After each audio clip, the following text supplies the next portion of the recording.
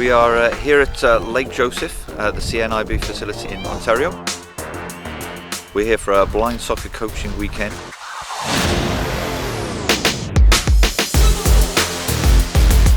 We've been building this blind soccer program for the last 5 years.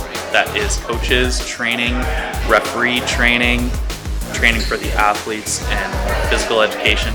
First of all, I want to say that this place is a real good place for athletes to be all in one spot, training all together. Coming into this, I didn't really know much about blind soccer. However, I do have experience with futsal. It was an easy transition. So here at this clinic, we have 18 coaches and 6 referees ready to get certified here in Canada for the first time. One of the main highlights has been able to bring in our guest clinician from Paris, France, former head of the French national blind soccer team, Charlie Simon. He has a ton of experience in the sport. You see what the guy does? Having his insights that he can share with the coaches, the match officials and the players at the very highest level of the game. You see the difference with that one? It's a national team.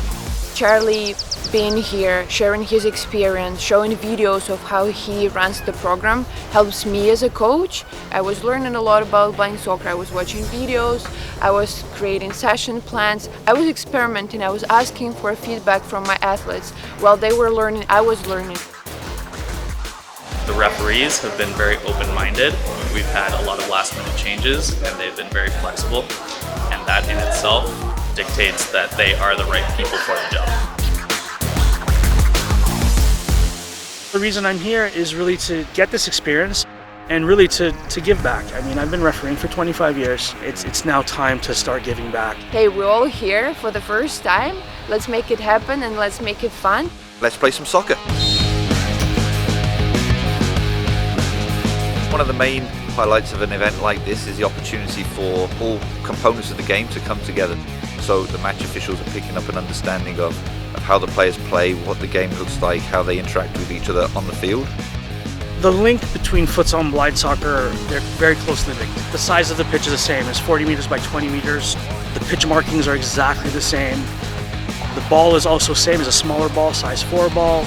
It's a low bounce ball. A lot of the laws are the same.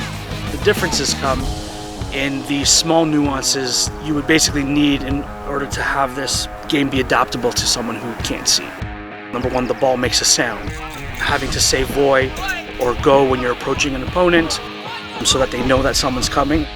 In blind soccer, the goalkeeper is sighted, which means they can see 100%, and they're responsible for dictating the actual pace of the game and where their players are located on the field. Yesterday, I was fortunate enough to be one of the 2 goalies in the very first competitive blind soccer game here at cnib Lake Joe. The coaches are getting a really good experience of how to communicate clearly and succinctly with the players on the field during practice and in a game environment as well. It's been fantastic. The players have responded really well to this. I think they've enjoyed the fact that this isn't just a 1-hour session each week, which we typically do in the club environment. The opportunity to show off their skills and their abilities to an audience that maybe hadn't appreciated or experienced blind soccer in the past.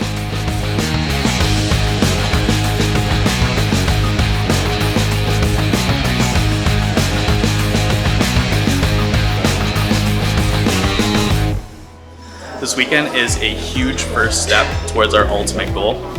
The ultimate goal being that we have an actual support structure for these athletes throughout the province. I learned not only from Charlie and his international experience, not only from Matt, but I learned from athletes as well, because they share their life stories and I'm able to see their perspective. And as a coach, I always play with them as well, so I know how chaotic it gets, but now I get a chance to know them even closer than before and learn their stories as well. I was shocked when I got here at how able these players are to play, and I tried it myself. I put on shades, I closed my eyes and I tried to play, and it is by far the hardest thing I've ever done in my life. So it is amazing what these players can do, and so that was a very rewarding experience for me, but also partly the reason why I'm here. The best highlight I would say is the cohesion between everyone and everyone's actual love of the sport. It has been very touching to see the different levels of connection that have happened between the athletes, coaches, and referees. There's a lot of compassion, a lot of respect. So for me as a sport program manager, that has meant the world to me this weekend. You don't have to have a lot of knowledge and expertise. You need to have, I would say, a big heart to be able to accommodate, to be able to bring the best of what you possibly can. And if there are more athletes out there and we can bring all of them together for the next course here or camp here, that would be absolute victory.